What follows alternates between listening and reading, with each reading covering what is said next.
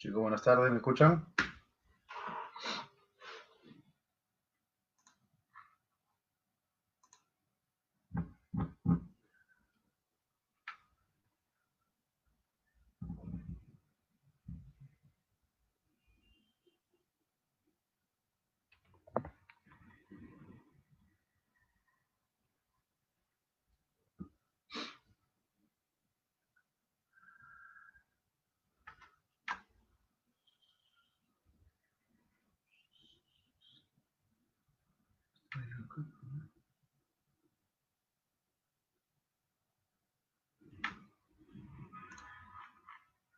Chicos, buenas tardes.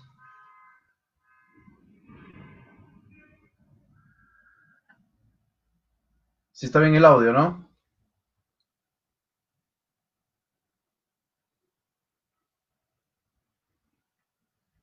Buenas tardes, chicos, con todos. En unos minutos arrancamos, ¿ya? Todavía en unos minutos. Que se sigan conectando más sus compañeros. Y hoy día toca la semana 13.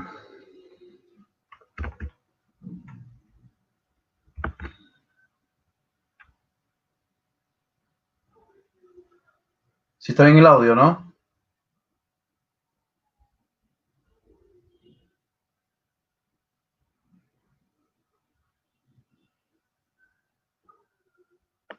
Buenas tardes con todos.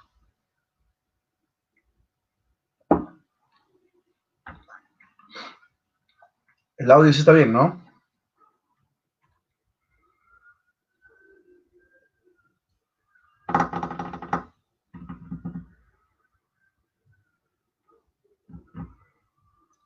Chicos, confirmen el audio. Sin audio no hacemos nada. Ya, ahora sí. Perfecto. Gracias, Samantha.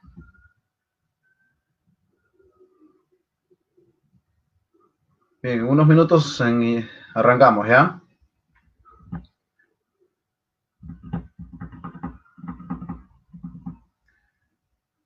Perfecto.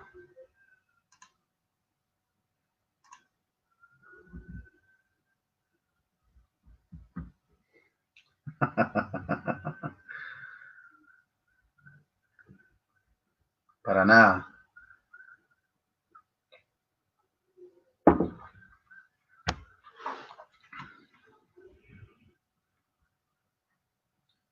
Genial, entonces el audio está bacán. En unos minutos ya arrancamos, ¿ya? Todavía no son ni siquiera las 5:30. Genial, chicos, genial. Un gusto verlos otra vez.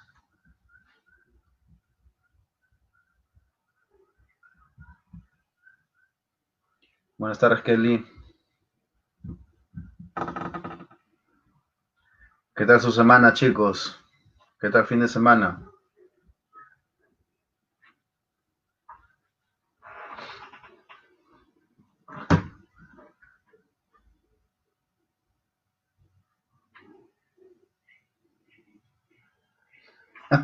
Gastón. Gastón es mayor. Bueno, será, pero ¿no? Un poco mayor. Pues.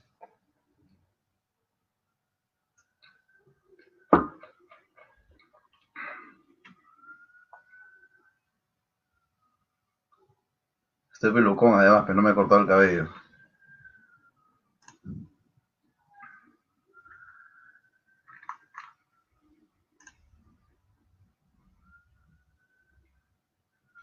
Bien, chicos, en unos minutos ya. Hoy vamos a tener una clase donde vamos a tocar bonitos temas. Como la clase pasada hemos tocado básicamente historia, filosofía, ¿no? Así es educación cívica, pues. Educación cívica agarra básicamente el derecho, agarra una serie de diversas profesiones, ¿no? Por ejemplo, la historia, filosofía, las ciencias de la medicina también, pero no la antropología. Es necesario también conocer un poco de las demás ciencias sociales.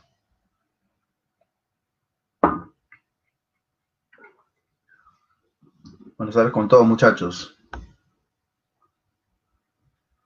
Y por eso la semana pasada hemos hablado, pues, de ciencias políticas incluso, ¿no? capitalismo, neoliberalismo, socialismo. ¿Han tenido algunas dudas sobre la clase pasada? Aprovechemos estos minutos de espera para que me las hagan y poder conversar un poquito de la clase pasada, ¿no? De eso se trata también las clases virtuales, ¿no? Tratar de conversar directamente con ustedes, con los estudiantes.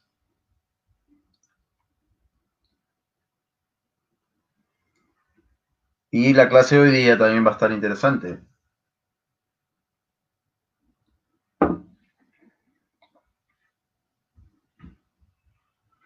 ¿Mm? Vamos a hablar de la corrupción, de la burocracia, del burocratismo, de las instituciones públicas del Estado, por ejemplo, como los organismos tutelares, ¿no? De la nación, del gobierno peruano. De eso se trata básicamente la clase de hoy día, ¿no? Y vamos a tocar pues un tema álgido, coyuntural, que hemos sido testigos todos, ¿no? De hace unos días, unas escenas terriblemente tristes, terriblemente inaceptables, como lo fue que alguna congresista de la República del Fujimorismo, la señora Marta Chávez, evidentemente cometió actos de racismo, ¿no? Y de discriminación también, ¿no? Contra el doctor Ceballos. De eso también vamos a tocar un poquito, ¿no? Antes de tocar el sílabus. Era necesario también porque educación cívica tiene que ver mucho con la defensa de los derechos humanos. Estar en contra, pues, de estos actos absolutamente arbitrarios y absurdos en pleno siglo XXI.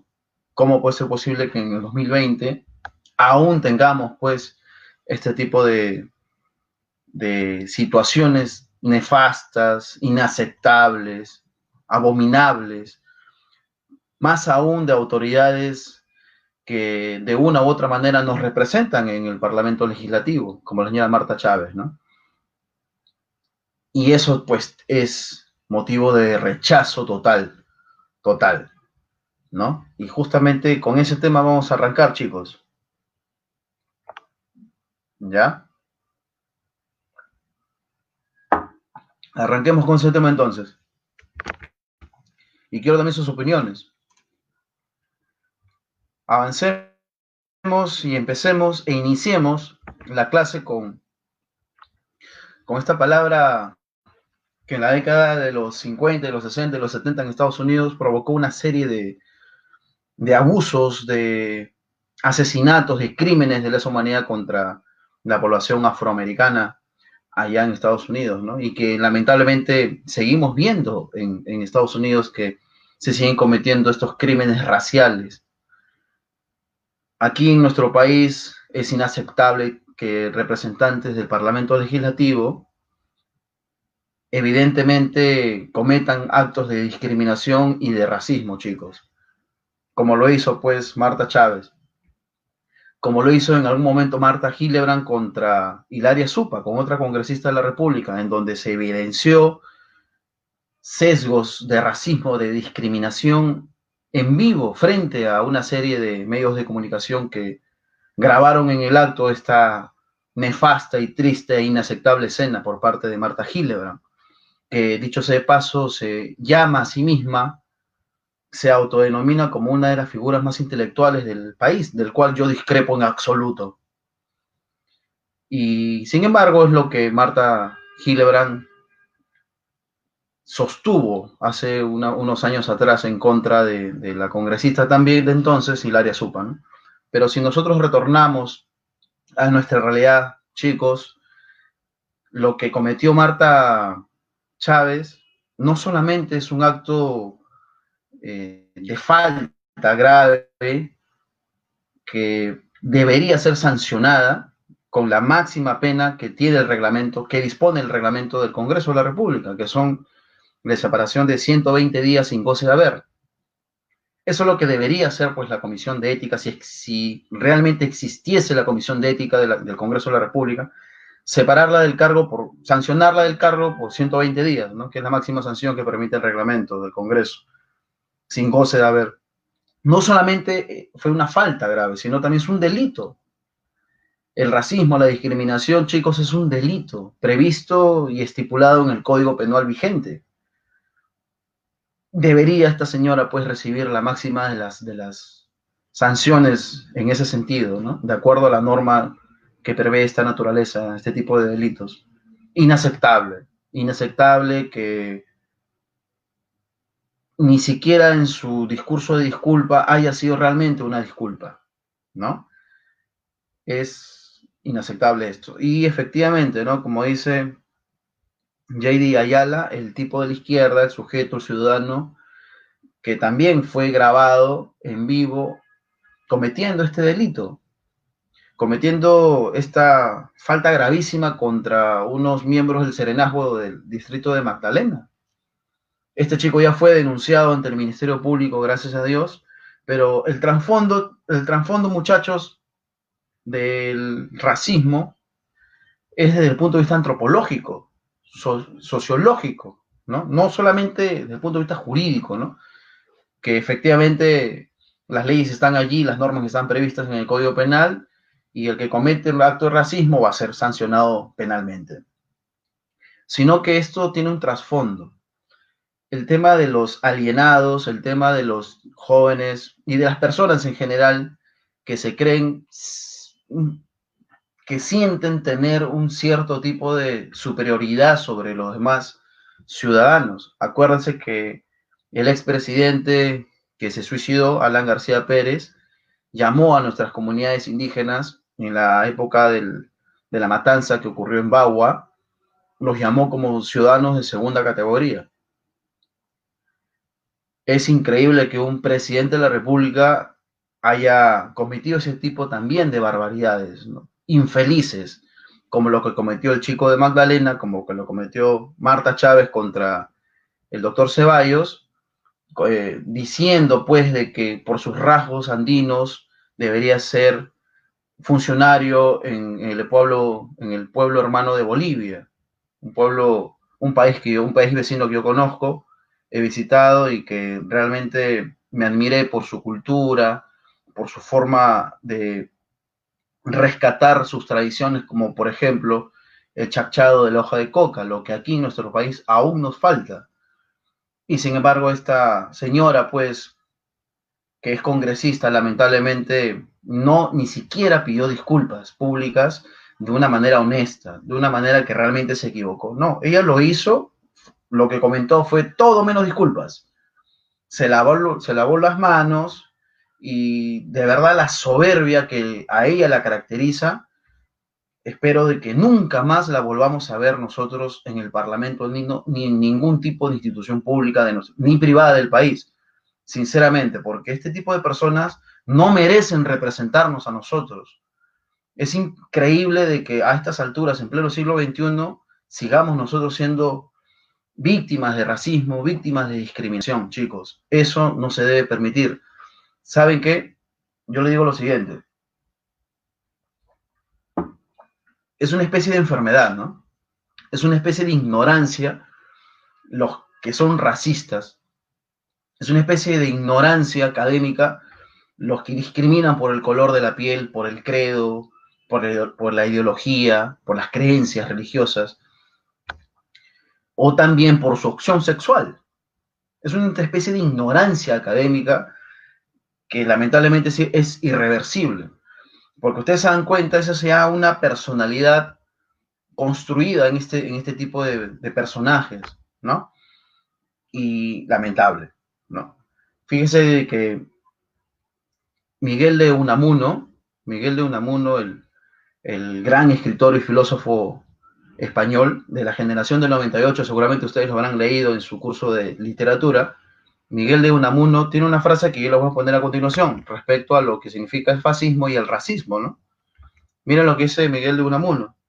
El fascismo se cura leyendo y el racismo se cura viajando. Miguel de Unamuno, una mente ilustre de la generación del 98. Y efectivamente, chicos, hemos tenido olas de fascismo que yo les digo que inclusive sus titulares ahora, en la fecha, no saben ni siquiera lo que es fascismo, ¿no? Los que, por ejemplo, aplauden o los que dicen, pues, no, que los muchachos, los 13, las chicas con el jovencito en la discoteca Tomás Bar, ¿no? que estos 13 muchachos que perdieron la vida efectivamente por su irresponsabilidad, hayan personas que todavía digan que están bien muertos, que se lo merecen, que nadie es más culpable que ellos mismos. Eso es fascismo, chicos, ¿no? Creer, pues, ¿no? De que eso es cierto, sin siquiera investigar lo que realmente ha ocurrido y lo que ya hemos tenido, ¿no? Lo que se ha evidenciado, por ejemplo, en las cámaras de seguridad, es que la policía actuó absolutamente mal e ilegal. Lo que yo sostenía, ¿se acuerdan que conversamos estos temas? Lo que yo sostenía hace 2 semanas atrás, cuando hablamos de este tema aquí en la clase con ustedes, en donde yo di mi punto de vista,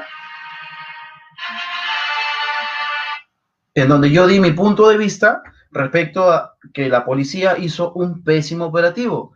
Y 2 semanas después salieron las imágenes que el policía mismo, que el técnico estaba vestido en terna, había ingresado a la cámara de seguridad y había borrado más de 5.000 imágenes, más de 5.000 archivos de la cámara de seguridad, ¿no es cierto?, de la memoria, ¿no?, de la computadora. ¿Para efectos de qué?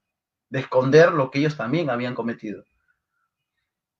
Una mala operación policial, un pésimo operativo lo que cometió también la policía y que es responsable sí o sí.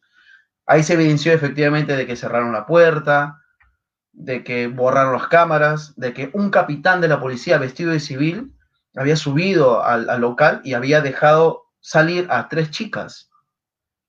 O sea, por donde se lo vea, la policía también cometió, no es que haya cometido los crímenes, pero se pudo prever con un buen operativo. No se hizo y lamentablemente las consecuencias son estas. 13 jóvenes lamentablemente fallecidos, que si bien es cierto son irresponsables, pero no son los únicos culpables de esta desgracia.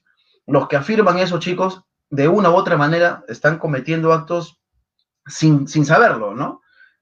Fascistas, ¿no? Porque ese pensamiento facho, como dicen algunos colegas, pensamiento facho, ¿no?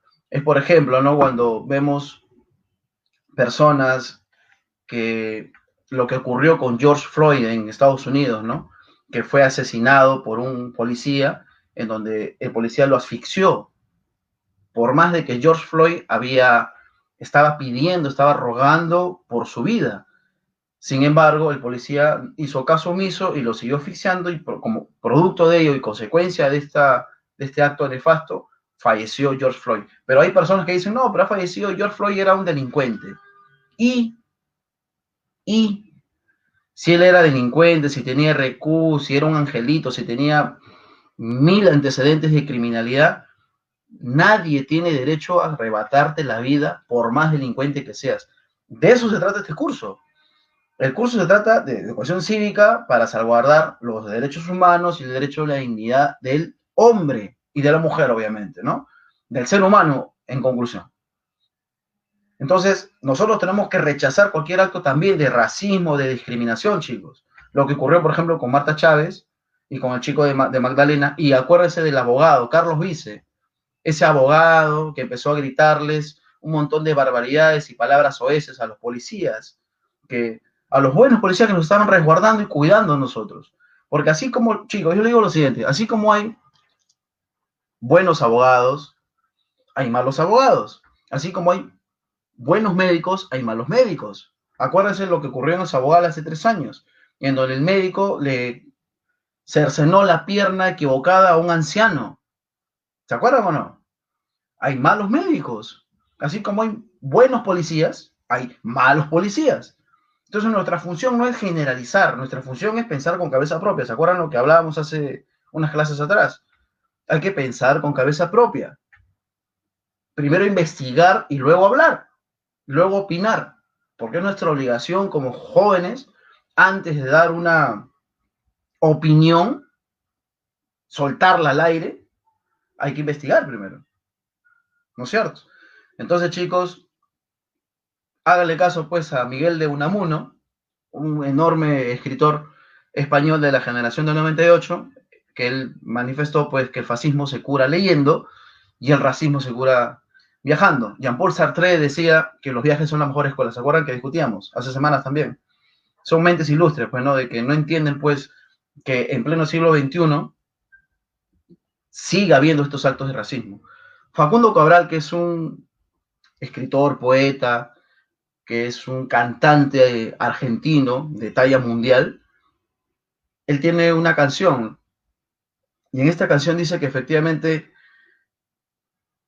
en el mundo hay una sola raza, chicos, que es la humanidad. Una sola religión, que es el amor, y un solo Dios, y está en todas partes. Eso hay que practicar. Esta canción de Facundo Cabral se llama Este es un nuevo día, se los recomiendo, muchachos. Escúchenlo cuando estén en su momento de depresión y que quieran olvidar un poquito. Escuchen a Facundo Cabral esta canción, Este es un nuevo día. Así se llama, ¿no? Así que, bueno, con todo ello, empecemos las clases y antes de los voy a leer. A ver.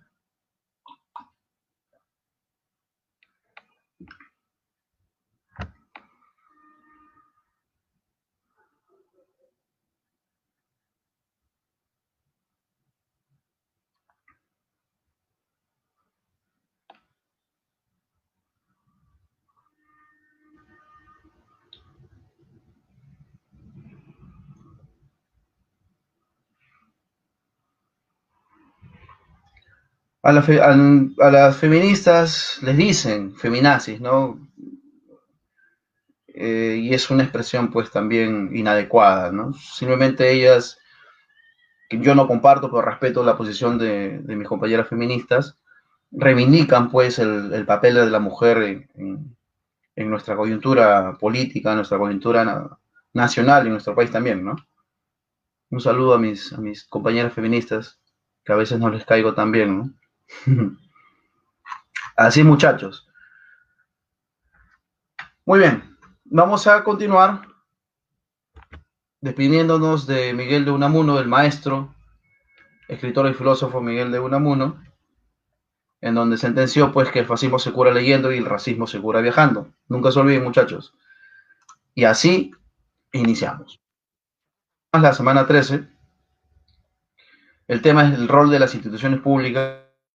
Vamos a hablar pues de los organismos tutelares de la nación, de la Contraloría General de la República. Vamos a hablar pues de los problemas que afectan a nuestro país, que es el burocratismo y la corrupción. Es un tema muy interesante que yo lo he desarrollado más adelante. Y por último, la simplificación administrativa. Ya, muchachos, vamos a ponernos en autos, ¿ya? Sobre el tema y sobre el sílabus. Vamos a terminar el sílabus, de todas maneras. Bien, ahora sí, chicos. Los organismos tutelares de la nación. ¿Qué son? ¿Qué son, profe, los organismos tutelares del país, del Estado? Son, pues, como dice la diapositiva, las instituciones creadas por la Constitución Política del Perú, efectivamente, la última y la vigente que tenemos del año 1993, creada en el gobierno de Alberto Fujimori, y la finalidad de estos organismos es proteger a la nación y garantizar el orden interno y la soberanía e independencia de la nación, de todos nosotros. ¿Quiénes la constituyen?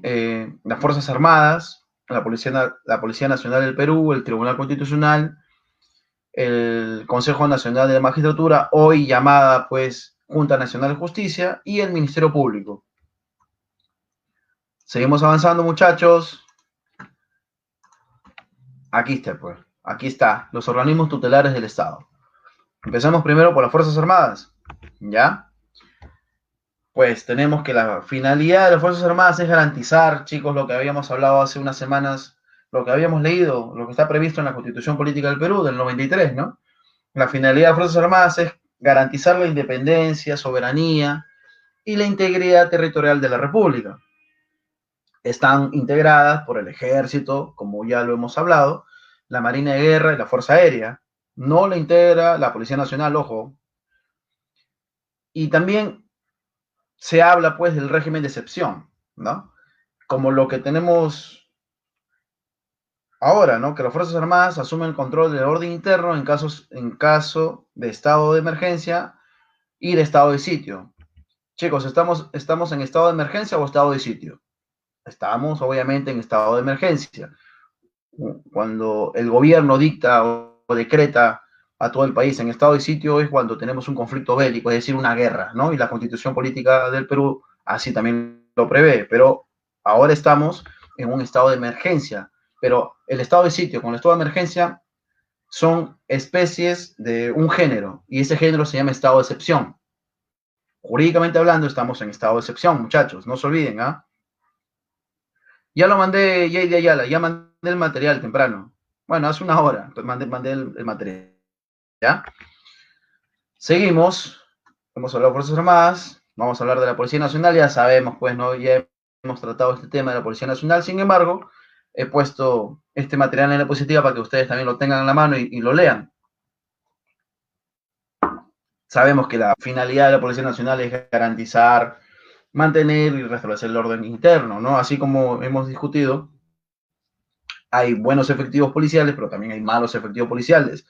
Así como también hay buenos efectivos de las Fuerzas Armadas, también tenemos miembros de las Fuerzas Armadas que se han manchado las manos de sangre inocente en la década de los 80. En 20 años, chicos, de conflicto armado interno, se produjo la muerte de casi 70.000 personas en 20 años de conflicto armado interno. ¿De acuerdo a qué investigación? De acuerdo al informe final de la Comisión de la Verdad y Reconciliación, de la CBR, ¿no? Investiguen eso en la página de APRODET, ¿no? Que es la Asociación Pro Derechos Humanos, y ahí está previsto todo ello, en donde la participación de esos crímenes no solamente fueron por los grupos subversivos, también fue como consecuencia del Estado peruano a través de, lamentablemente, ¿no? De efectivos de las Fuerzas Armadas mayoritariamente, ¿no? Y uno que otro de la Policía Nacional de Perú. Es allí donde yo quiero discutir, muchachos. Hay de todo. El ser humano hay buenos y malos pueden tener cualquier tipo de profesión, cualquier tipo de academia. Pueden ser abogados, médicos, profesores, pueden ser policías o militares también, ¿no? Que cometen estos excesos. No se debe aplaudir a todo, chicos. No, yo apoyo a mi Policía Nacional, llueve o truene, no, pues. Se tiene que evaluar. Se apoya a los buenos efectivos y a los malos se los señala y se pide la máxima sanción. Igual a cualquier tipo de profesión, muchachos. Hay abogados, jueces, por ejemplo, corruptos, jueces que son abogados, obviamente, fiscales, de que han cometido una inmensidad de actos de corrupción y por eso están presos o investigados. Entonces, siempre hay que pensar con cabeza propia, pero sobre todo, muchachos, investigar. Investigar es muy importante la investigación en cualquier profesión que ustedes quieran construir. La investigación, muchachos, no se olviden. Ángel Gabriel Cotrina Campos, ¿por qué hay mucho abuso en los Estados Unidos? Esto es histórico, ¿no? Porque los abusos, hay mucha discriminación, mucho racismo en Estados Unidos, no solamente pues con los inmigrantes, ¿no? Sino también con la población afro. Acuérdense de que si de migración se hablara, los ciudadanos norteamericanos, no, por historia, ellos no nacieron allí. Ellos son de descendencia europea, de descendencia inglesa. Ellos cuando ingresan al territorio geográfico de los Estados Unidos, estos territorios les pertenecían, pues, acuérdense muchachos, ¿no? A las comunidades de los indios, ¿no? De los apaches, ¿no? Los Cadillac, de los MacGregor, de los Tucson, ¿no? Que es una marca de camioneta, pero Tucson también era una comunidad de indios en Estados Unidos. Entonces, los indoamericanos era territorio, así como nosotros los indígenas, así como nosotros los incas. Acuérdense el Tahuantinsuyo, de la dimensión geográfica de lo que fue el Tahuantinsuyo. Nosotros somos descendientes de los europeos porque ellos a partir de 1492 ingresan a invadir, no conquistar. Uno conquista, por ejemplo, a una novia o a una señorita con una flor, con una rosa, con un poema. Eso se conquista. Ellos, cuando vinieron a partir de 1492, el 12 de octubre, ¿qué ocurrió?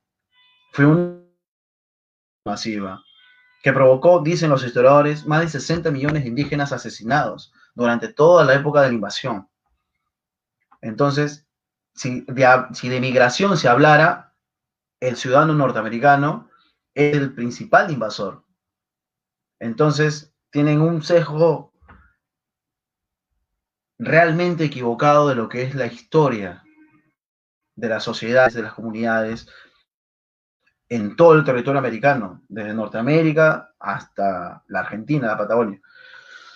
Así es, muchachos. Entonces, una serie pues, de eventualidades que ocurren en Estados Unidos y hay bastante discriminación, bastante racismo, lamentablemente, ¿no?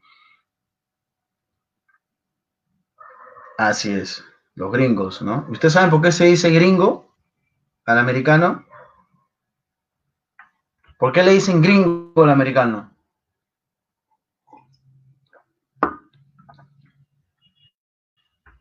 ¿Por qué le dicen gringo al americano?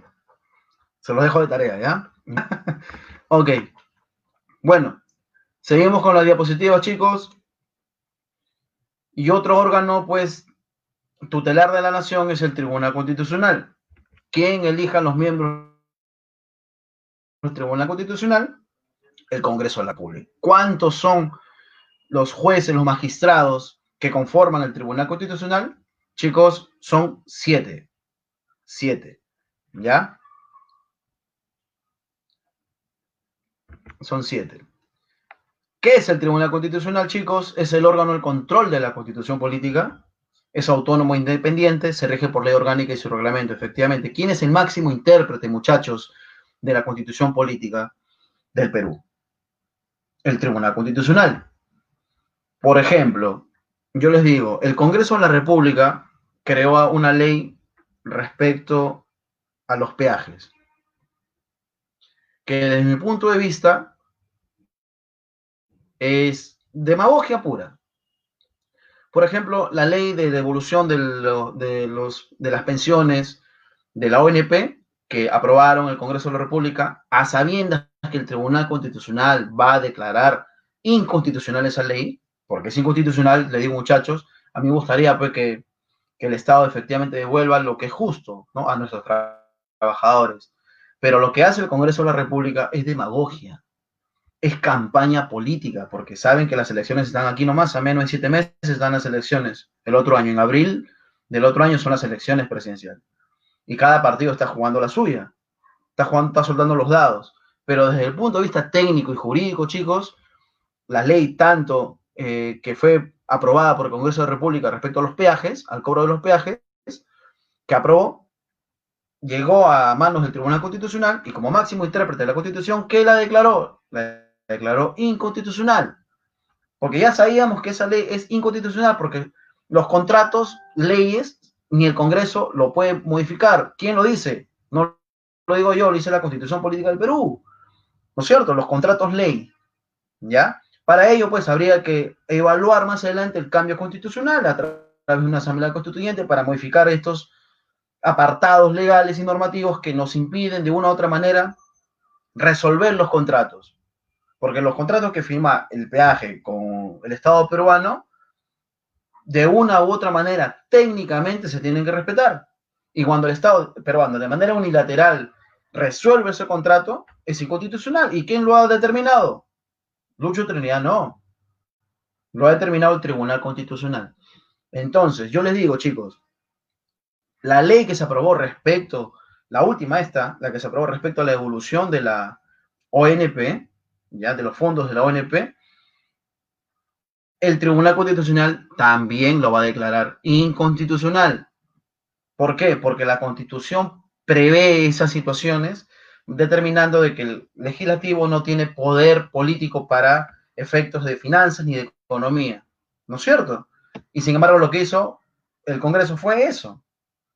Determinó que el Estado peruano les devuelva todos los fondos de pensiones a los aportantes de la ONP. Que la ONP no es lo mismo que AFP, no confundir, chicos. No es lo mismo que la ONP. El Estado peruano, por ejemplo, a ver, los aportantes de la ONP, yo, por ejemplo, ¿no? Ya que aporto mensualmente, me descuentan de mi remuneración, aporto al ONP. Ese fondo colectivo sirve para pagarle la jubilación a nuestros viejitos, ¿no? A nuestros jubilados.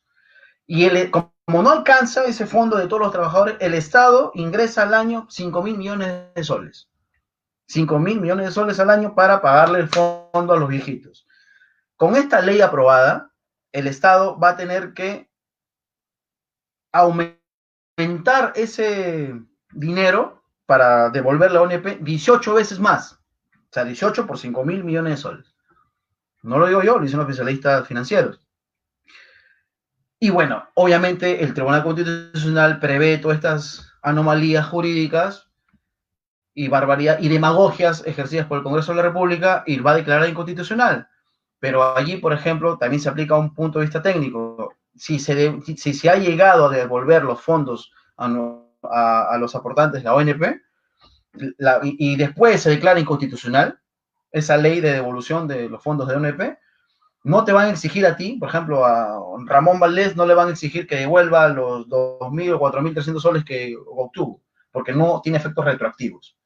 Todo un disparate y debate jurídico, chicos, pero bueno, el Congreso sabe eso, pero a pesar de ello lo hace. ¿Por qué? Porque está haciendo campaña política. Hay cosas que sí se deben aplaudir, hay cosas que no, hay cosas que debemos criticar. Como la ley de los peajes, por ejemplo, que fue declarada inconstitucional por el Tribunal Constitucional como máximo intérprete de la Constitución Política del Perú. Efectivamente, Ángel Gabriel Cotrina. Yo creo lo mismo, ¿no? Yo creo que se tiene que cambiar la Constitución.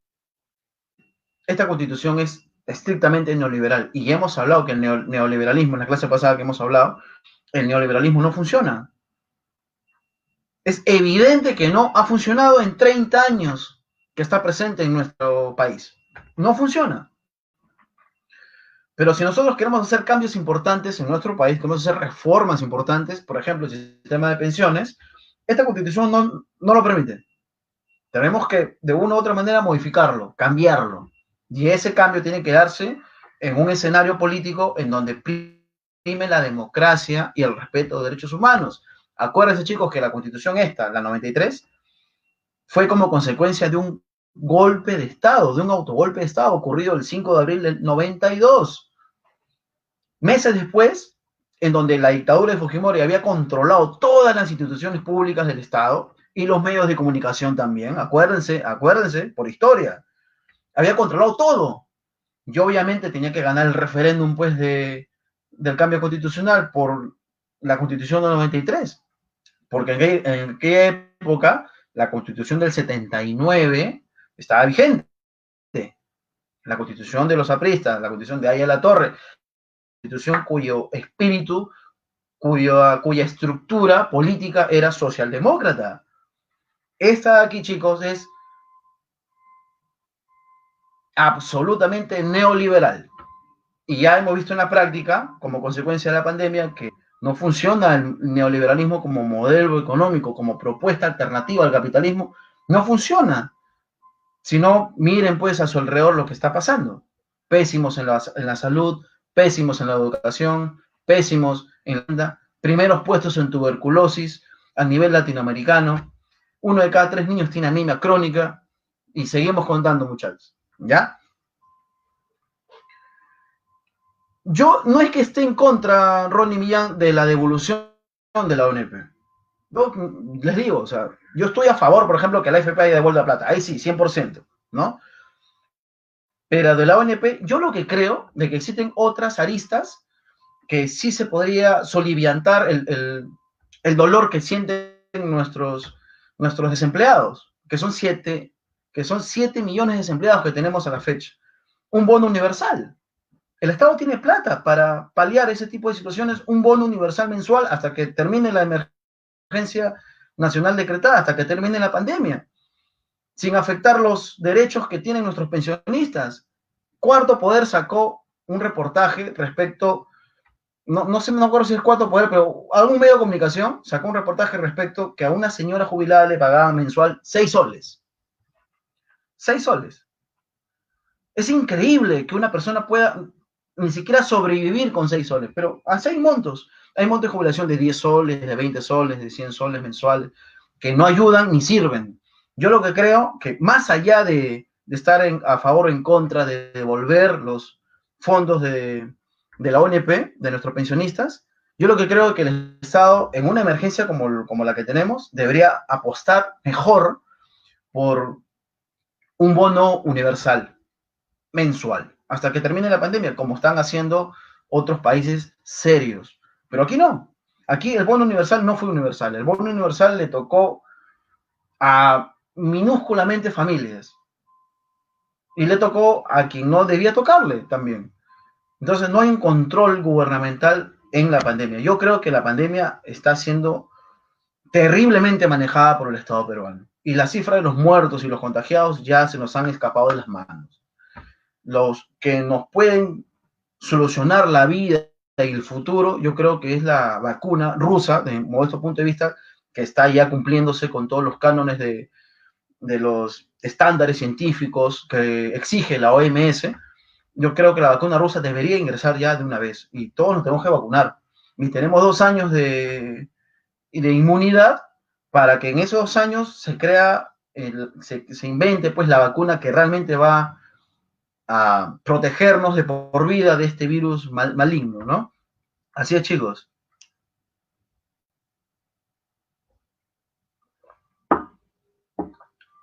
Así es, muchachos, ¿ya? Bueno, tenemos al Tribunal Constitucional, ya hemos hablado. Vamos a seguir, chicos, con las diapos. Eh, Ahí están sus funciones, son los miembros. ¿Quiénes eligen a los miembros del Tribunal Constitucional? El Congreso de la República. Y todo es muñeca política, ¿no? Acuérdense, vamos a hacer una evaluación, a ver, ¿qué tan importante es el Tribunal Constitucional?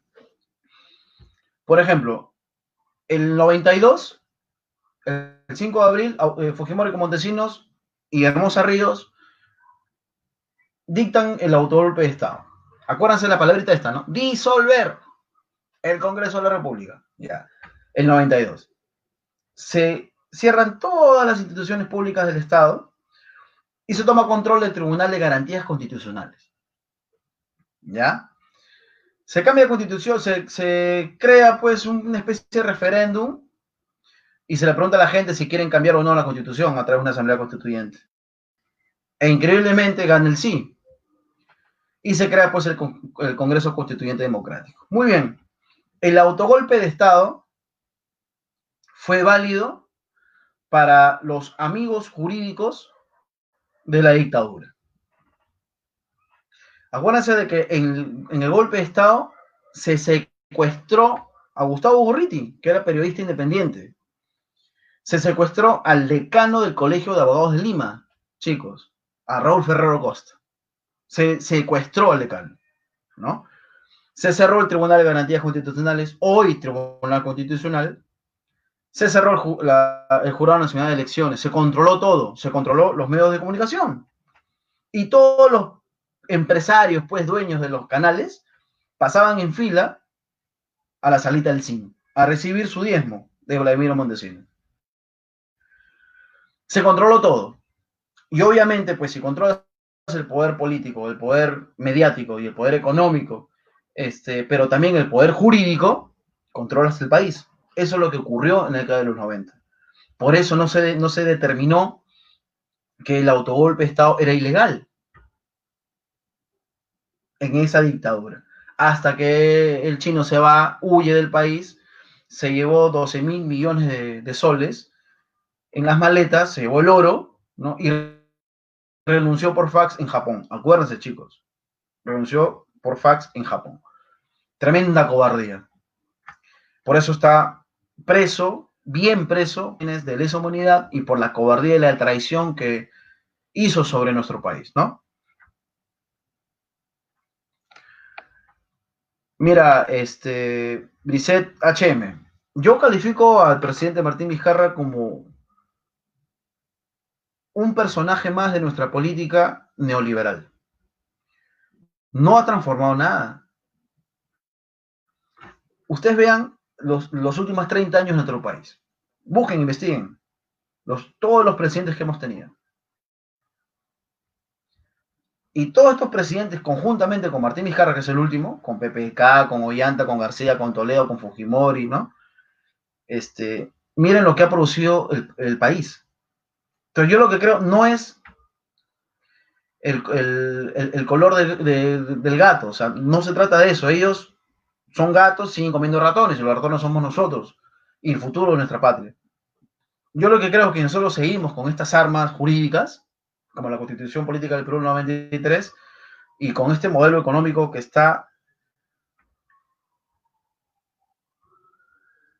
sus tentáculos están en todas las instituciones, en todo el sistema estructural de nuestro Estado. Si seguimos así, esto va a continuar igual, no va a haber cambios. Albert Einstein decía, si quieres resultados diferentes, no hagas siempre lo mismo. Entonces, eso es lo que yo creo, de que se tiene que cambiar ciertas situaciones jurídicas y políticas para que nuestro país realmente crezca y sea diferente, ¿no? Del que hemos tenido los últimos 30 años. Bien, chicos, hemos hablado del Tribunal Constitucional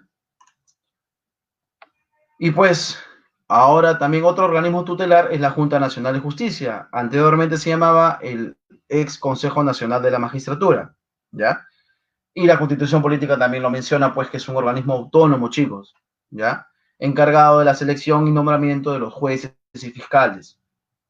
Se rige por su ley orgánica y su reglamento también, ¿no? Las funciones de la Junta Nacional de Justicia es nombrar, previo concurso público de méritos, a los jueces y fiscales, ¿no? De todos los niveles en todo el país. Esa es básicamente, chicos, la función de la Junta Nacional de Justicia, ¿no?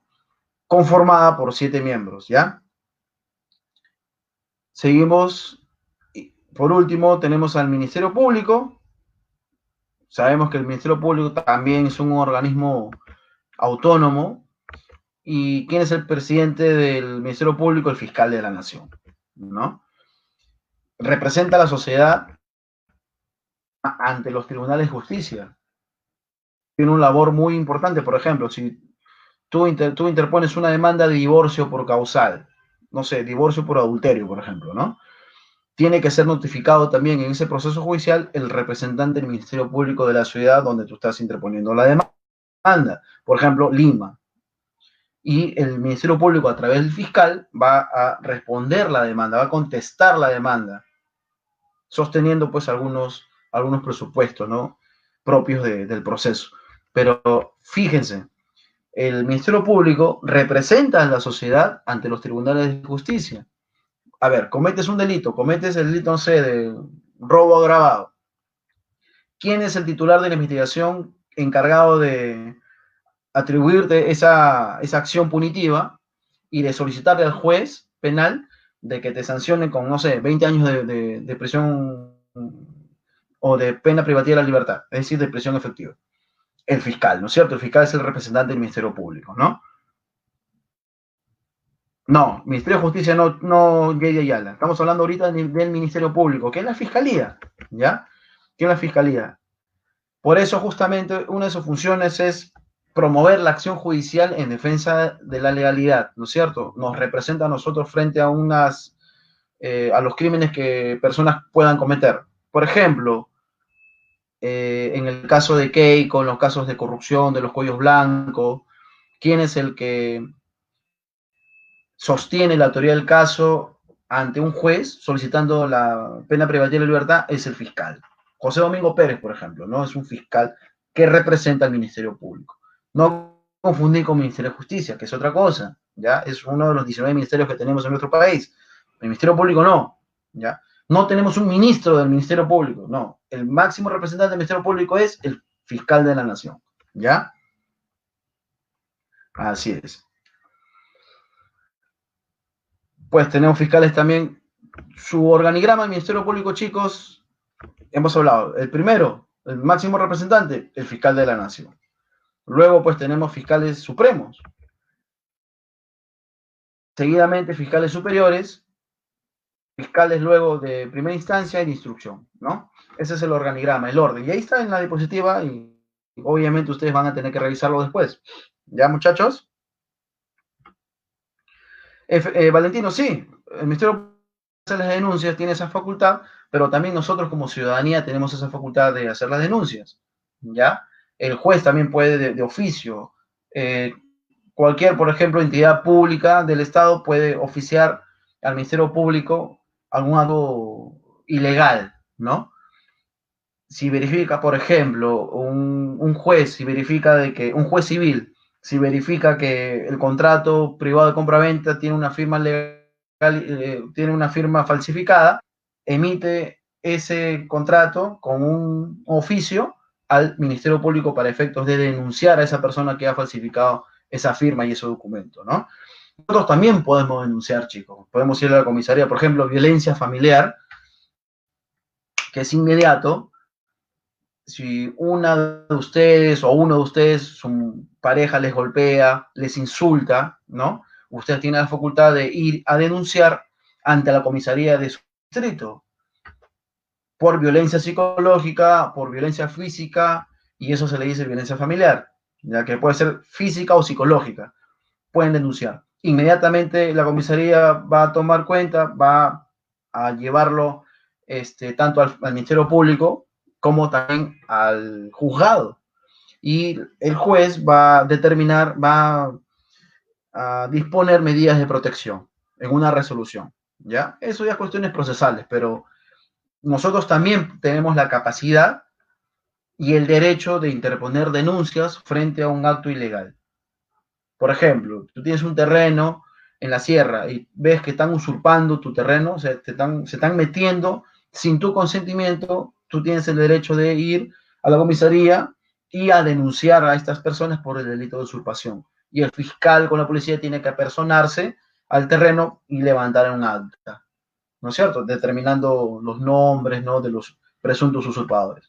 Entonces nosotros también tenemos esa capacidad, muchachos, de interponer las denuncias, no solamente el Ministerio Público, ¿ya? Siguiendo con las diapositivas, muchachos, vamos a hablar de otro tema que dice el sílabus. Estamos desarrollando lo que es el sílabus, ¿ya, muchachos?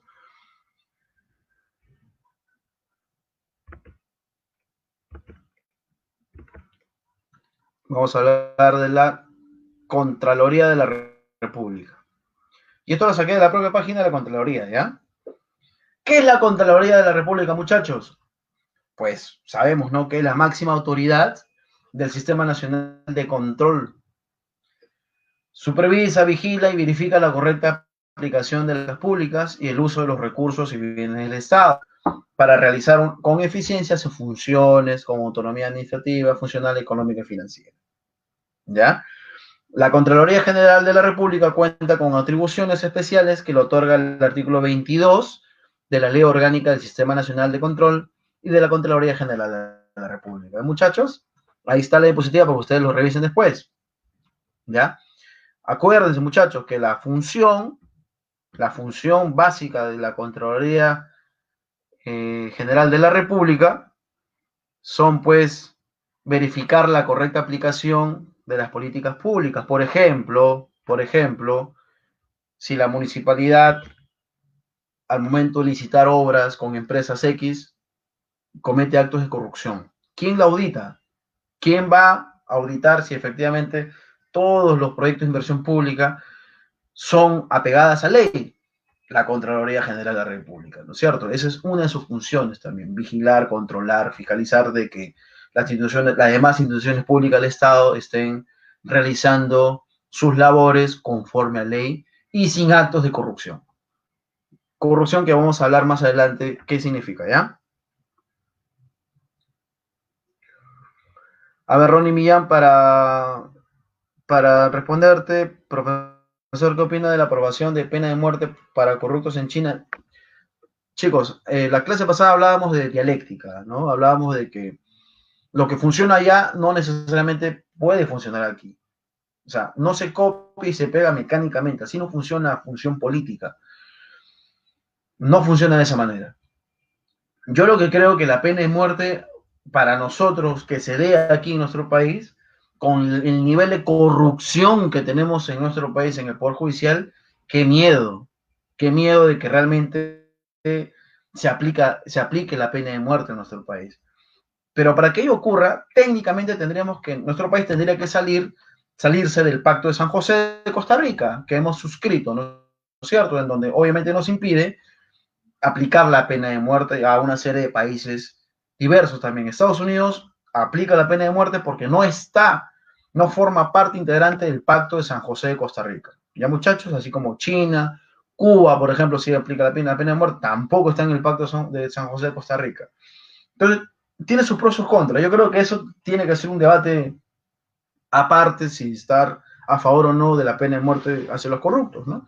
¿Qué pasaría, pues, si realmente se aplica aquí la pena de muerte y con la defensa que tenemos y con el nivel de corrupción que también tenemos en el Poder Judicial, asesinemos a inocentes? ¿Mm? Así que es todo un debate, muchachos. Nos quedamos sin congresistas, efectivamente. Así es, ¿ya? Así que tranquilos, vamos a seguir avanzando porque las sociedades son así. Conforme las sociedades y la idiosincrasia de las sociedades se van evolucionando, van transformando, van avanzando, también sufren ese tipo de transformación y de evolución el sistema político, el sistema jurídico y el sistema económico también, ¿ya? Así es, eso se llama materialismo dialéctico, ¿no? Van evolucionando, todos los elementos fácticos de un determinado territorio sufren evolución. Sí nos podemos salir, JD, pero vamos a tener una serie de desventajas jurídicas. Por ejemplo, si el Tribunal Constitucional, manejada por el orden político, supongamos, yo sé que ahorita no, pero supongamos que más adelante, no sé, entra una mini dictadura y maneja el Tribunal Constitucional y el TC emite una sentencia sobre, no sé, desaparición forzada, no disponiéndose la búsqueda de algunos jóvenes, por ejemplo, que puedan ser desaparecidos por una dictadura, ¿cuál es la siguiente instancia internacional que puede velar esos hechos y declarar nula la sentencia del Tribunal Constitucional? O no declarar nula, sino opinar de que esa sentencia no está pegada a los cánones de derechos humanos, es la Corte Interamericana de Costa Rica, ¿no es cierto? Entonces, no sé si sería prudente proponer que nos salgamos de allí para aplicar la pena de muerte, menos aún con este sistema de justicia que tenemos, que está pues en la mayoría de los tribunales que están corrompidos, ¿no? Lamentablemente. Así que yo creo que por ahora no es prudente, JD. Podrían morir inocentes, como dice su compañera, ¿no? Seguimos, chicos, con la Contraloría General de la República. Así es. Competencias constitucionales de la Contraloría. Presentar anualmente el informe de auditoría practicado a la Cuenta General de la República. 2. Supervisar la legalidad de la ejecución del presupuesto del Estado. Eso es lo que le comentaba, muchachos, de las operaciones de la deuda pública y de los actos de las instituciones sujetas a control.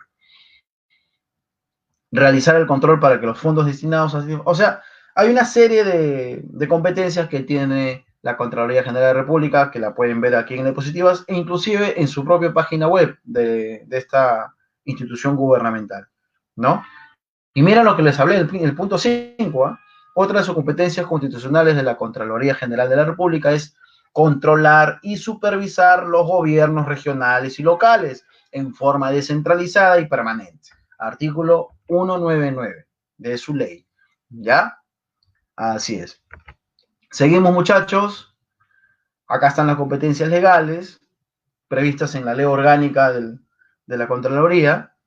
Y lo pueden leer, pues sería redundar leerles uno por uno, ya se perdería la oralidad de la clase, se desnaturalizaría esta clase de educación cívica, ¿ya? Así que ustedes la tienen allí para leerlo.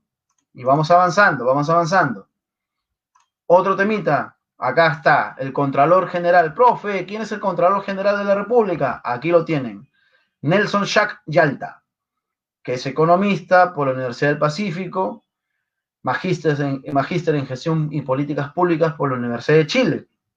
Tiene amplia experiencia acá el doctor, fue profesor también, es profesor, tengo entendido, del curso de maestría en diversas universidades, por ejemplo, la Universidad Continental, la Universidad del Pacífico, la Universidad César Vallejo, la Universidad de San y la Universidad Católica del Perú, ¿no? El profe allí tiene harto currículum, el doctor Nelson Chac, ¿ya? Y efectivamente que hay unas preguntas también en la diapositiva. Profe, ¿cómo se designa el Contralor General de la República y cuál es su jerarquía? Bueno, chicos, el Contralor General es designado por la Comisión Permanente del Congreso de la República. ¿A propuesta de quién? Del Poder Ejecutivo, es decir, del Consejo de Ministros. ¿Cuántos años, profe, puede estar el Contralor? ¿Cuál es el periodo de acuerdo a su propia ley? Pues, chicos, son 7 años. Es el funcionario de mayor rango del sistema. Ojo, ¿eh? El Contralor de la República es el funcionario con mayor rango del sistema y goza de los mismos derechos, no se olviden, propias de un ministro del Estado. Es como si fuese un ministro del Estado, ¿ya? ¿Cuáles son los requisitos, profe? Yo quiero ser Contralor de la República. Bueno, ahí tienen los requisitos. Ser peruano de nacimiento, gozar del pleno ejercicio de los derechos civiles, tener el tiempo de la designación no menor de 40 años de edad. Tiene que ser más de 40 años. O sea, ustedes no pueden, muchachos, yo tampoco. Tener título profesional universitario, estar habilitado por colegio profesional, tener ejercicio profesional no menor de 10 años, ojo, ¿ah? Y tener una conducta intachable, lógicamente, ¿no? Y reconocida solvencia e idoneidad moral. Ya, esos son los requisitos para ser contralor. Profe, pero tengo una duda. Yo leí en Gil sus 13 que ¿quién controla el Contralor de la República? Pues acá está, muchachos, acá está todo, ¿ya? ¿Quién controla al Contralor? El Congreso de la República fiscaliza la gestión de la Contraloría General de la República, ¿ya? Es decir, el Congreso controla al Contralor. ¿Quién controla el Congreso? Ah, esa es la pregunta adecuada, ¿no? ¿Quién controla el Congreso de la República? Pues supuestamente de manera técnica existen las comisiones, por ejemplo la comisión de ética, de fiscalización, lo pueden desaforar también, ¿no? Pero hay una frase eterna y sigue vigente, otorongo no come otorongo, ¿ya? Otorongo no come otorongo, muchachos, quédense con esa frase también. En fin, ahí en la diapositiva están las bases legales, los artículos que precisan todo lo que yo estoy diciendo y manifestando en esta clase de hoy día, ¿ya? Ahí tienen al Contralor. Preguntas, dudas, me la hacen saber. Si no, nos vamos a la siguiente diapositiva del siguiente tema. Muy bien, chicos, vamos a hablar de los problemas que afectan a nuestras instituciones. ¿Cuáles son los problemas que afectan a nuestras instituciones? No, básicamente dos, ¿eh? Yo creo que la principal es la corrupción. Pero también el burocratismo. Profe, ¿burocratismo es igual que burocracia? No, ahorita le vamos a explicar el porqué, las diferencias también, ¿ya? Concepto de burocracia según Max Weber, según el filósofo escritor alemán Max Weber, ¿no? Nacido en 1864 y falleció en Alemania en 1920, ¿ya? Si la memoria no me falla. Uno de sus antecedentes, Max Weber, una de las personas que él menciona en sus obras, es Carlos Marx, ¿no? Habla bastante sobre Marx. Max Weber, chicos, el alemán, es el principal exponente de esta teoría de la burocracia, ¿ya? Que la definió como una forma de organización que realza la precisión, la velocidad, la claridad, la regularidad, la exactitud y la eficiencia conseguida a través de la división prefijada de las tareas, de la supervisión jerárquica y de detalladas reglas y regulaciones, ¿no? En fin, básicamente la burocracia es los servicios públicos que están a servicio, entre comillas, del pueblo, ¿no? De la democracia, del pueblo, del Estado, de la nación. Esa es la burocracia. Pero para que no se haga aburrido estos muchachos, voy a poner aquí un pequeño video y tomen la atención.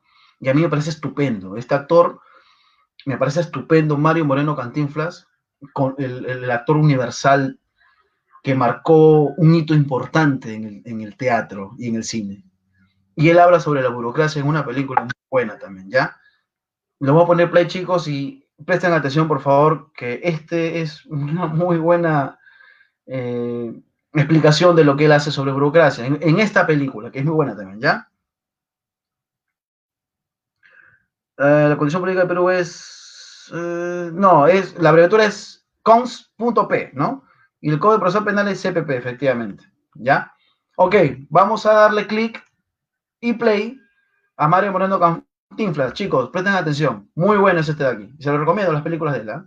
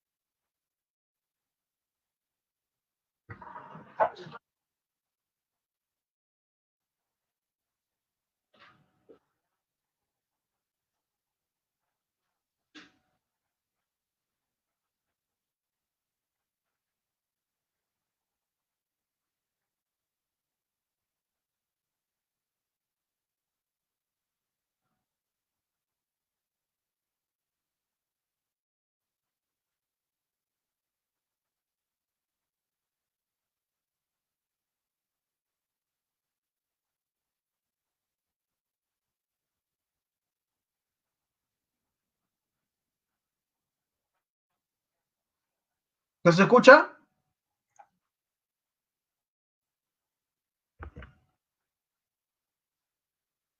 Chicos, ¿no se escucha? No, en serio. Pucha, bueno. ¿Saben qué?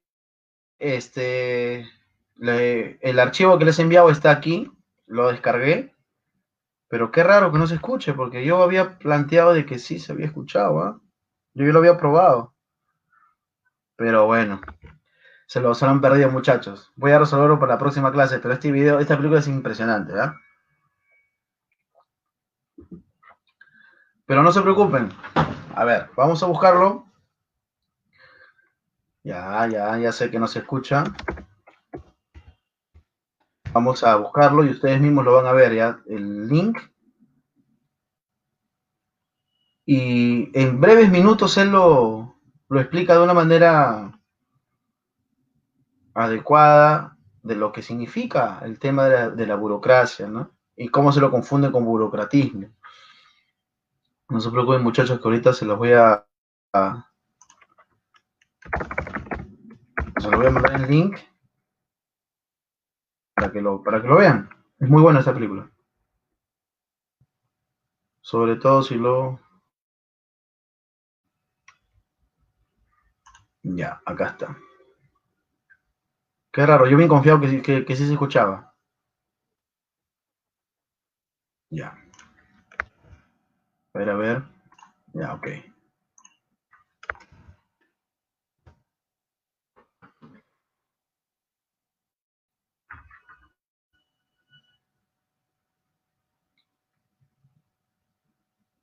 Alt F4.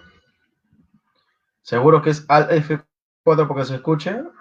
O es una broma que también pongo eso y creo que... Pero igual les mandé el link, muchachos, ¿eh? Ahí está el link. Bueno, me hubiese gustado que lo hubiesen escuchado.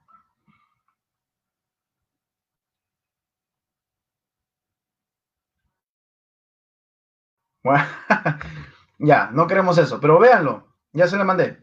Bueno, efectivamente, muchachos, la burocracia, según Max Weber, vamos a hablar también de acá del filósofo alemán Max Weber, entre comillas, pues no es una forma de organización, como se explicó, ¿no? Que realza la precisión, velocidad, claridad, eficiencia, entre comillas, ¿no? De las instituciones públicas y privadas que tiene un Estado para que una determinada nación o país surja.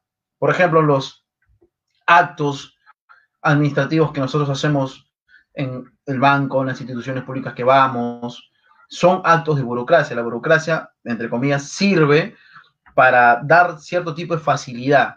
Es cuando el gobierno central, a través de sus instituciones, pueda coordinar directamente con el pueblo para dar solución a algunos problemas. Quiero, por ejemplo, una constancia de posesión de mi terreno. ¿Qué tengo que hacer? Un acto burocrático. ¿Cuál? Tengo que ir a la municipalidad, pagar mi tasa correspondiente por ese concepto, solicitarlo por escrito, llenar un FUT, que es el formulario único de trámite, y esperar unos días para que la municipalidad me expida la constancia de posesión. Todo suena muy bonito, chicos, respecto a la burocracia, pero cuando esto se convierte en un ismo, por ejemplo, ¿no? En burocratismo, ahí se complica todo. No funciona.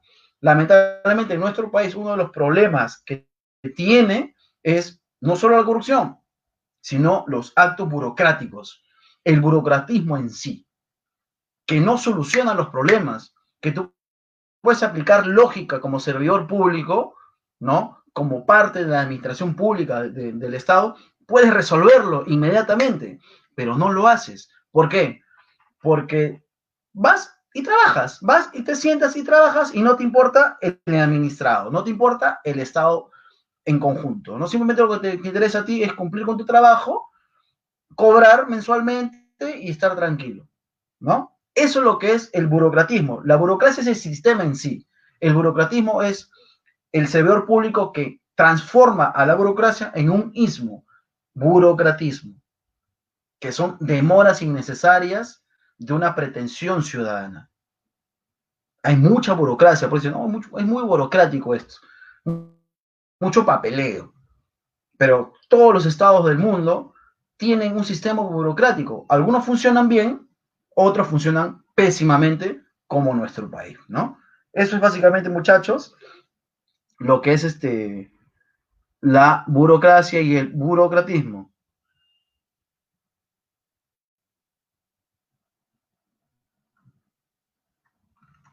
Bueno, no sé cómo hago, pero ya les mandé el link, véanlo, pero me hubiese gustado tener eso. Voy a preguntarle a alguien que conozca el sistema de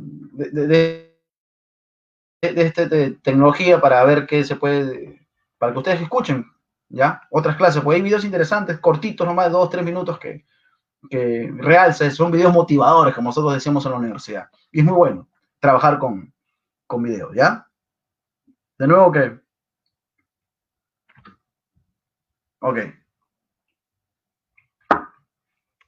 Parecía que se escuchaba. En fin. Seguimos, muchachos. Uno de los autores argentinos, cubanos que se sintió, Ernesto Guevara la Serna, Ernesto Che Guevara, que escribe muy bien. En serio, él no solamente fue un médico, guerrillero, heroico, revolucionario, no, escribe muy bien. Acuérdense, chicos, que él fue presidente del Banco Nacional de Cuba. A su corta edad, él era uno de los mayores intelectuales que tuvo la isla cubana. Por eso fue nombrado ministro, fue nombrado presidente nacional de Cuba. Él era un médico, ¿no? Él era prácticamente científico y escribió mucho, muchísimo. El Che tiene harta escritura, hartos ensayos, así como los que tiene José Carlos Mariátegui, ojo, ¿eh? ¿Ya? Así que él, por ejemplo, tiene un escrito, un ensayo que se publicó en 1963, llamado Contra el burocratismo. Yo lo leí temprano, chicos, para sacar un extracto y para que ustedes las tengan un poco más clara qué pensaba el Che respecto a la burocracia, ¿ya? También fue poeta, efectivamente, Giancarlo. Mira lo que dice el Che respecto al burocratismo, ¿no? Dice, el burocratismo es la cadena del tipo de funcionario que quiere resolver de cualquier manera sus problemas, chocando una y otra vez contra el orden establecido, sin dar con la solución. Es frecuente observar cómo la única salida encontrada por un buen número de funcionarios es el solicitar más personal para realizar una tarea cuya fácil solución solo exige un poco de lógica, creando nuevas causas para el papeleo innecesario. Eso es burocratismo, chicos. Hay muchas instituciones en nuestro país, fíjese la sencillez del Che, ¿no? De explicar los temas, ¿no? Lo que ocurrió en Cuba, por ejemplo, y aquí sigue ocurriendo, lógicamente, ¿no? Que hay jefes, gerentes que creen que la burocracia sí sirve si contratas más personal. Por ejemplo, hay jueces y secretarios judiciales del Poder Judicial, lógicamente, que una demanda de alimentos se demoran años para meter preso al deudor alimentario. Años. Yo lo veo todos los días, chicos. Años. Y si tú vas y hablas con esta persona, con el secretario, con el juez, le dices, doctor, ¿sabe qué? Resuelve el proceso. Mande el oficio al Ministerio Público para que esta persona vaya presa. No, que no tengo tiempo, hay carga procesal, cosas por el estilo, pero están chateando en su celular. Y no pueden solucionar eso así, tan fácil. Hacer el escrito, mandarlo por correo el oficio al Ministerio Público y listo. Y el Ministerio Público, con coordinación con la Policía Nacional de Perú, que detengan a esta persona que no cumple con la pensión alimenticia, por ejemplo. Ya, eso no pueden hacerlo. Por eso, los procesos judiciales, la mayoría en nuestro país, demoran una eternidad. Eternidad.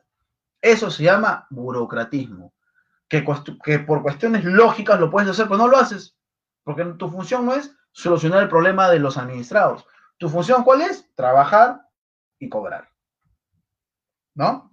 Lamentable, chicos, pero es así. Lo vemos en salud pública. Me estoy muriendo.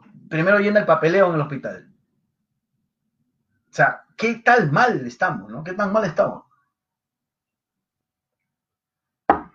JD, la burocracia efectivamente, ¿no? La burocracia son los pasos administrativos que uno tiene que realizar para conseguir un fin determinado. Ya hemos hablado, ¿no? Una constancia de posesión, por ejemplo, que queremos, o un certificado X de la municipalidad. Son actos burocráticos, pero la burocracia, en síntesis, debería ser inmediata, pero no lo es. O sea, en la práctica, acá lo que estoy hablando es la práctica, ¿no? La burocracia, en teoría, según Max Weber, por ejemplo, la diapositiva anterior, es una de las características es la rapidez y la sencillez de resolver un problema de un administrado. Pero en nuestro país, ¿eso es rápido? ¿Se cumple? No se cumple. ¿No es cierto? Por eso se convierte y se transforma en burocratismo. Lo que hablaba de Che en la diapositiva, ¿no? Interesante.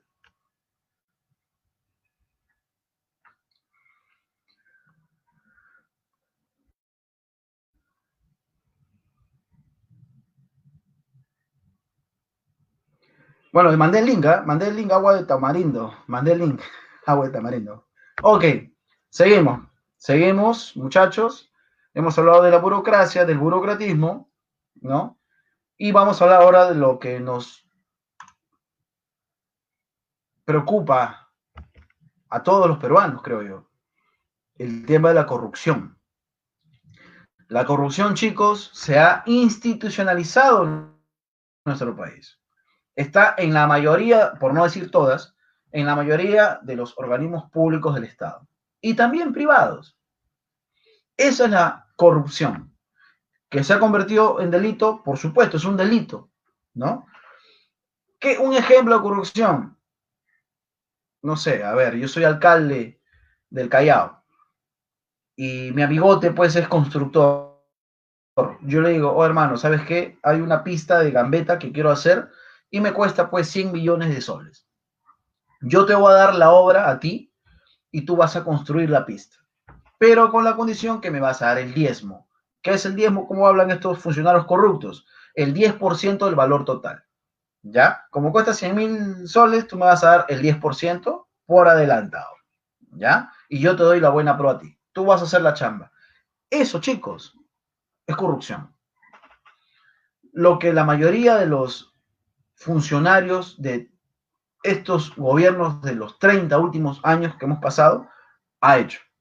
Odebrecht, por ejemplo, ha corrompido a todos, a izquierda, derecha, centro, cualquiera, porque para la corrupción no hay bandera política. Y lo que dijo Marcelo Odebrecht, por ejemplo, ¿no? Respecto a los presidentes, en sus declaraciones, él dijo algo muy cierto. Yo no los he corrompido, ellos ya eran corruptos. Yo no los he corrompido, ellos ya eran corruptos. Y a todos les he dado. Keiko Fujimori, sin ser funcionaria pública, recibió dinero, por ejemplo, para efectos de prometer obras. Susana Villarán, siendo de izquierda, entre comillas, recibió y aceptó que recibió 10 millones de dólares de Marcelo Odebrecht y nos clavaron 10 años más de concesiones de los peajes. Estos peajes multimillonarios que han vivido de la corrupción y viven de nuestros impuestos, de nuestras pagas diarias.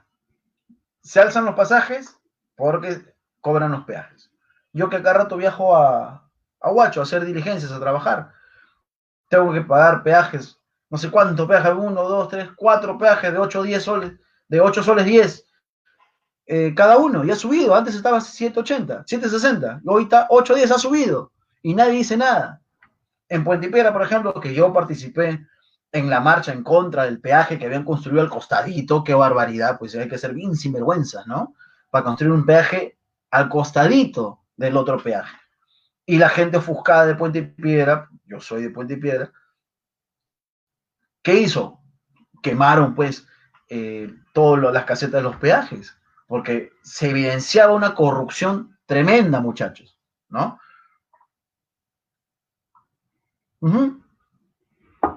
Efectivamente, Víctor Veramatus, que son los lobbies, ¿no? Los lobbies son los juegos estos que hacen, pues, entre los corruptos. César Gillibrand, el periodista, respecto a PPK, dijo: PPK, Pedro Pablo Kuczynski, es un lobista profesional. Profesional, chicos. Desde la época, desde antes de Velasco. Por eso Velasco lo estaba buscando para sancionarlo, ejecutarlo, no sé, porque era un tremendo vendedor de todas las riquezas del país. Desde joven. PPK, vean la historia de PPK. No voten por gente así, chicos. Ustedes que tienen el poder en sus manos. Investiguen.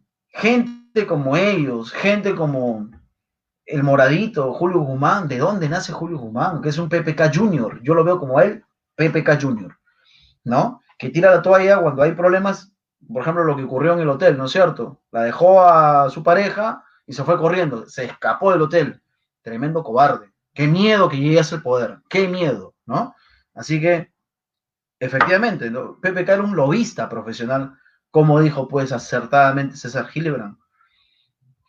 Y de esas personas son los que, por esas personas son, es que tenemos un país como el nuestro, absolutamente corrompidos. Tenemos los expresidentes más corruptos del mundo. Somos el cuarto país más corrupto del planeta, muchachos. El cuarto país más corrupto del planeta. Como consecuencia, pues, de estos angelitos que han sido presidentes, ¿no? Y que todavía tienen el descaro de suicidar para no enfrentar la justicia, ¿ya? Así que la corrupción es esa, chicos. Se ha institucionalizado en nuestro país a través de sus tentáculos. Y hay muchos funcionarios que siguen haciendo política ahorita, de que están queriendo regresar nuevamente a tener algún cargo político, por ejemplo, como congresista, como presidente, para seguir haciendo de las suyas, para robar, ¿no?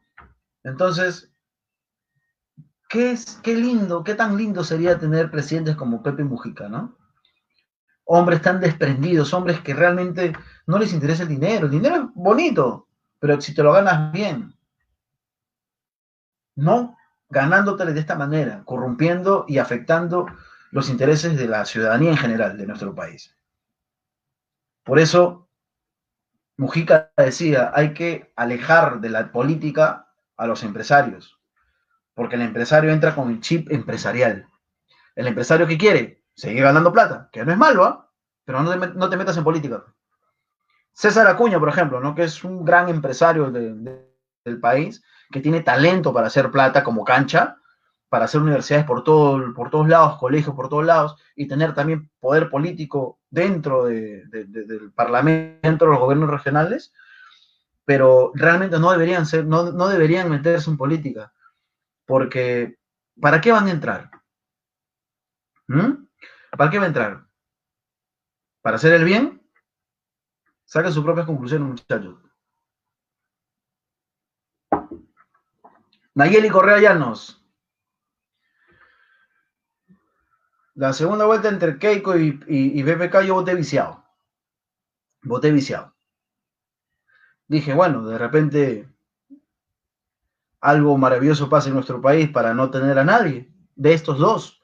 Y fíjense cómo es la historia, ¿no? PPK duró poco tiempo y entró Vizcarra. Mal que bien, Vizcarra está cumpliendo una labor que ni él mismo esperaba, pero ya que ya se va a ir. Yo lo que creo que el presidente Vizcarra lo que quiere es ahorita terminar su mandato e irse a casa, porque él ha cogido el país en muchos problemas, ¿ya? Yo sí voté viciado, muchachos. El voto es secreto, pero ya no es secreto porque ya se votó, así que no es retroactivo. Así es, ¿ya? Entonces, esta es la imagen, por ejemplo, de la corrupción. Tenemos a Fujimori, uno de los más corruptos del planeta, Toledo, García, Ollantumala y otros, ¿no? Que no están en las diapositivas. ¿Qué preocupa el Perú? De acuerdo a Ipsos, la corrupción financiera política sigue siendo la principal preocupación del Perú. El 63% de las personas creen eso, que el principal problema es la corrupción, chicos, la corrupción. Pero para acabar con ella no basta 5 años, para acabar con ella no basta cambiar de leyes, de normas, de constituciones, no. Tenemos que construir una nueva sociedad, la sociedad del hombre nuevo, de la mujer nueva, la sociedad que realmente represente a otra cosa, no a esto lo que tenemos. Lo que tenemos es triste, ¿no? Yo no quisiera dejarle a mis hijos un país, como herencia, un país lamentablemente llenos de corruptos, lamentablemente llenos de todo lo malo. Un país tan maravilloso como el nuestro, tan pluricultural, no se merece tener estos representantes. Así que en nuestras manos está el futuro de la patria, chicos, de todos nosotros. No votemos por las personas que han hecho lo mismo, más de lo mismo, más de lo mismo. Vamos a tener 5 años más de lo mismo. Vamos a celebrar el bicentenario del otro año con lo mismo. Nosotros podemos dar la oportunidad. Yo no sé si, yo no digo, yo no voy a postular, chicos, les digo, ¿no? Pero yo quisiera ver personas diferentes, otro tipo de sujetos políticos, otro tipo de personas que realmente quieran cambiar el país. La corrupción no se va a acabar metiendo a los presos y presos y presos, creando más penales. Tenemos que transformar la mentalidad de la sociedad. Tenemos que transformar el país, los medios de comunicación, tenemos que obligarlos a que participen en el crecimiento educativo de nuestro país. A las empresas que quieran invertir, tenemos que exigirles y obligarles que paguen realmente canos, canos mineros, por ejemplo, ¿no? Que paguen sus impuestos como debe ser. No que se levanten los recursos naturales y se lo lleven con carretilla a Europa, a Estados Unidos, no. La inversión privada sí, es buena, pero tenemos que nosotros hacerles pagar lo justo, ¿no?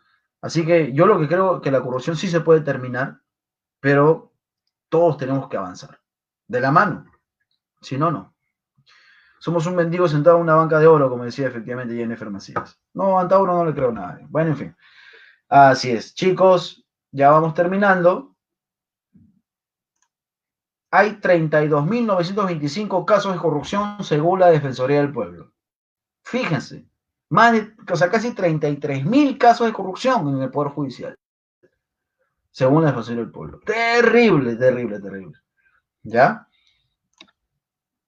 Y por último, chicos, vamos a hablar pues de la metodología de la simplificación administrativa. ¿Qué es, profe, la metodología de simplificación administrativa? Es lo contrario pues a la burocracia, es acelerar los actos administrativos en cualquier entidad gubernamental, ¿no? Tenemos que simplificar todo. Si esto demoraba 100, vamos a cortar, vamos a hacer todo lo posible para cortar, para que demore 10, 20, 30, ¿no es cierto? Vamos a simplificar los sistemas administrativos, ¿ya? De gestión pública, en fin.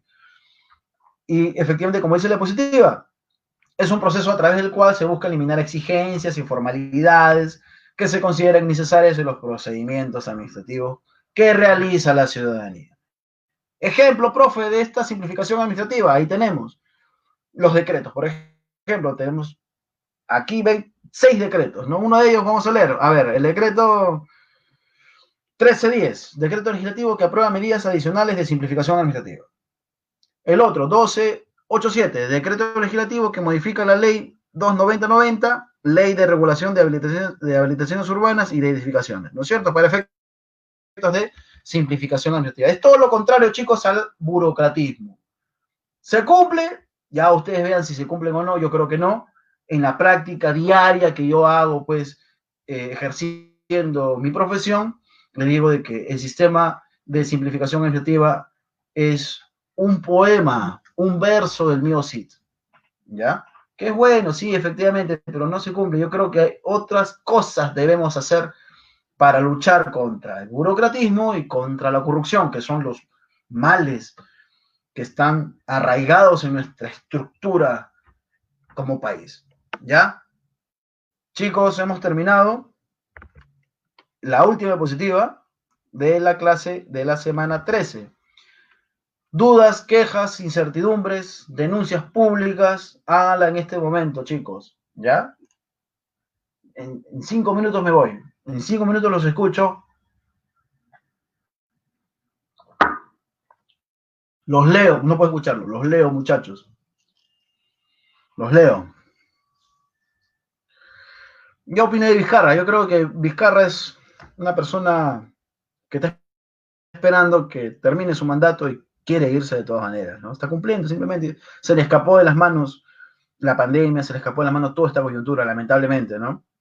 No hay que alegrarnos tampoco de eso, ¿no? Pero sí, Vizcarra representa un sistema, así como lo representó Ollantumala, Alan García, Toledo, Fujimori, ellos representan un sistema, ¿ya? Es como que tú tengas una empresa.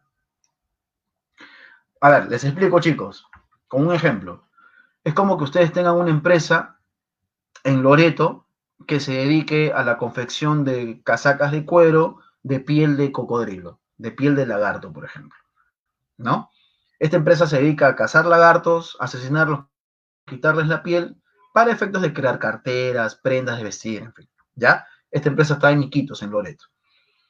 Muy bien, cambian de gerente, pero la empresa sigue cometiendo estos actos para producir riqueza, ¿ya? Pero cambian de gerente y te buscan a ti, que eres un ambientalista, que tienes una maestría en gestión ambiental en la Universidad de Salamanca, por ejemplo, que tienes fotos pues con los animales, con los zoológicos, con todo el mundo, y te dices ambientalista, pero eres gerente general de esta empresa, y esta empresa sigue cazando lagartos, cazando cocodrilos, y sigue produciendo pues prendas de vestir con las pieles de estos animales.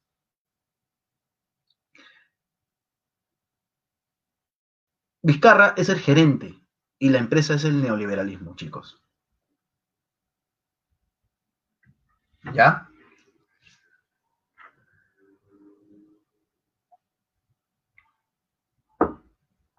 Yo estuve detrás de la disolución.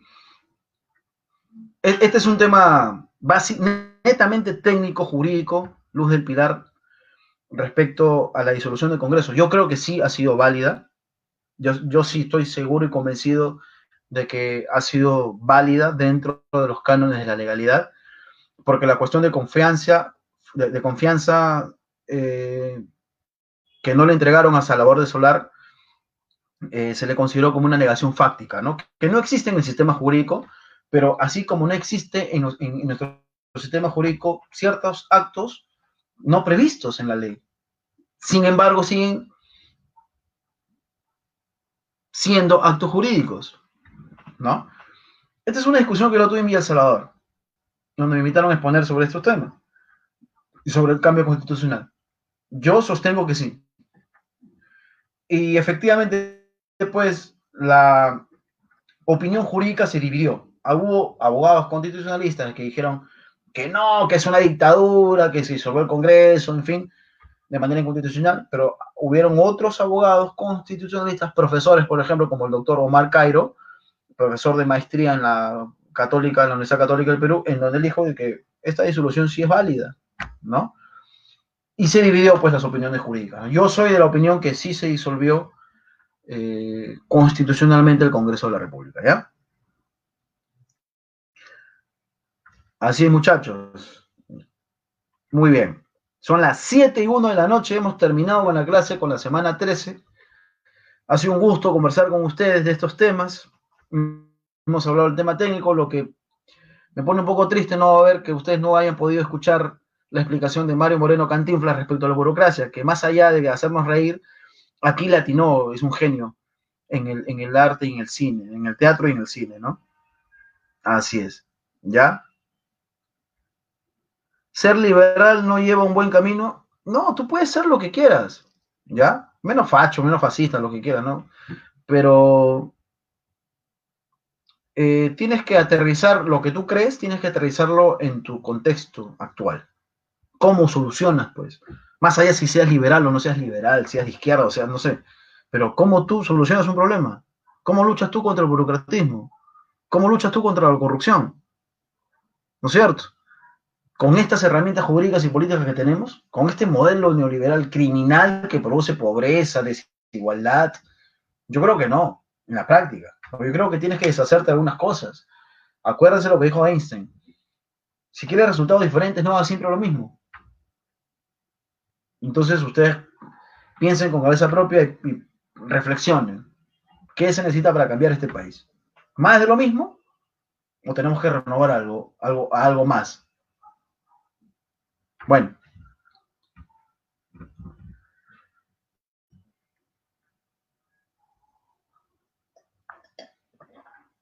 un ministro interino, Miguel Velázquez, es que suple a otro ministro por X circunstancias. Por ejemplo, muere un ministro actual, ¿no? Muere o le meten preso o desaparece, no sé. Necesitamos un ministro interino que lo reemplace. Es decir, el ministro interino, la palabra interino es reemplazo provisional. ¿Ya? Así es, Luz de Pilar, no hagas siempre lo mismo, tienes que cambiar, tenemos que salir a la zona de confort, muchachos. Ayer anoche teníamos una discusión acá en casa, no discusión, sino un debate alturado respecto a la zona de confort, ¿no? Y respecto a lo que Einstein dijo, también, ¿no? O sea, si tú quieres avanzar académica o laboral o en cualquier circunstancia de tu vida, tienes que salirte de tu zona de confort. La zona de confort es la comodidad, que no te permite seguir avanzando. La zona de confort es eso, es la comodidad. Tienes que romperla de una u otra manera para que busques otros horizontes. ¿Ya? Determinado, Miguel Velázquez, eso se determina dependiendo, ¿no? Lo que es el reglamento y la ley también, ¿no? De una determinada institución pública, ¿ya? Varían, los plazos varían, obviamente, ¿no? Eso se lo ve lógicamente en el reglamento, ¿ya? No hay. Acuérdense que el ministro no es un trabajador pues, que va a recibir beneficios sociales, no es un funcionario, es un ministro que no tiene un contrato a plazo fijo, ¿no? Puede ser sacado, así como el ministro que tuvimos de trabajo, este muchacho, no me acuerdo cómo se llama, abogado también, que duró, pues creo, ni 10 días duró, ¿no? Su mandato. O sea, tú puedes durar los 5 años si haces una buena gestión, o puedes durar pues, una semana, 2 días. No hay un plazo fijo respecto a los ministros, mi querido Miguel Velázquez. ¿Ya? Así, muchachos. Muy bien. Nos vemos el próximo martes. Dios mediante. Saludos a todos. A cuidarse. Y eternas bendiciones. Buenas noches. Fue un gusto estar nuevamente con ustedes, chicos. ¿Ya? Buenas noches. Saludos y a cuidarse. Usen mascarilla y protector facial también, ¿ya? No se olviden. Hasta el martes. Es un cargo de confianza. Ya. Chicos, nos vemos. Chao.